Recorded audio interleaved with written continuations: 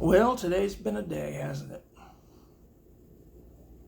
This is January 6th, 2021, and today a bunch of violent protesters stormed the Capitol building while the Senate was voting to certify the electoral votes and certify Joe Biden and Kamala Harris as the next president and vice president of the United States.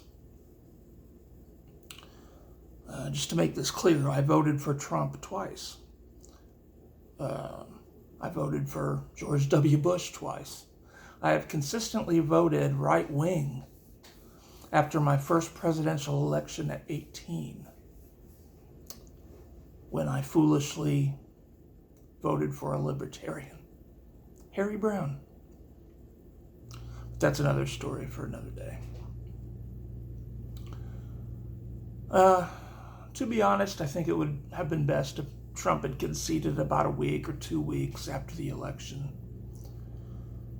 I believe the rioters, not the protesters, but the rioters who stormed the Capitol building were totally in the wrong and should be prosecuted. Our democracy is founded on a peaceful transfer of power.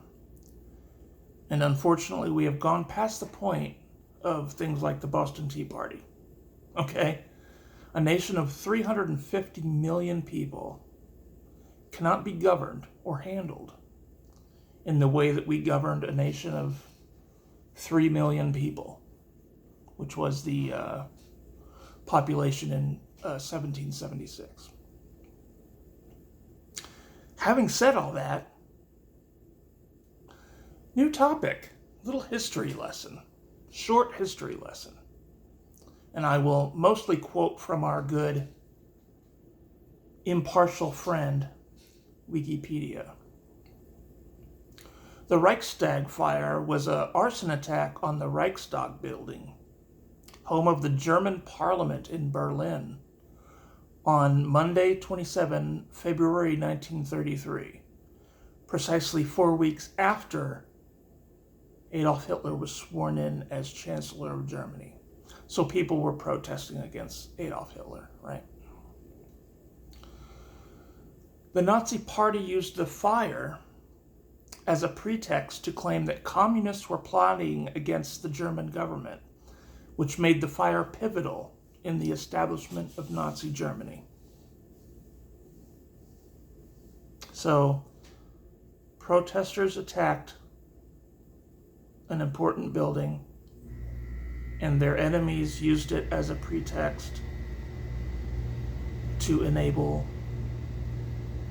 a dictatorship. Hitler urged the president, Paul von Hindenburg, to issue an emergency decree to suspend civil liberties, free speech, and pursue a ruthless confrontation with the Communist Party of Germany. After the decree was issued, the government instituted mass arrests of communists, including all of the Communist Party's parliamentary delegates. With their bitter rival, communists gone, and their seats empty, the Nazi Party went from having a plurality to a majority, thus enabling Hitler to consolidate power. So today, a few hundred, I don't think, they're saying thousands, but I don't think 1,000 got into the Capitol building or attacked the building.